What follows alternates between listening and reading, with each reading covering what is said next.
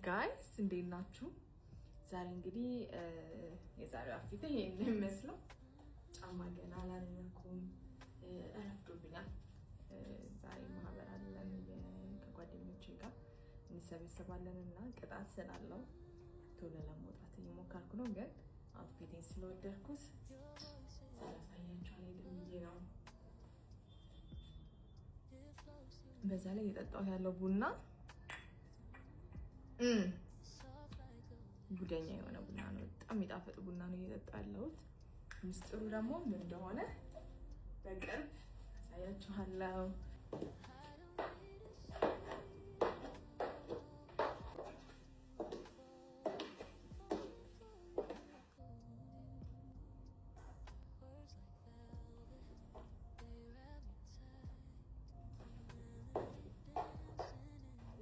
ፊቴ እንዲህ ይመስላል።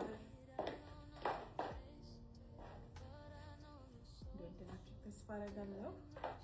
ልክ ያለ ቀን ዋሉልኝ። እወዳችኋለሁ።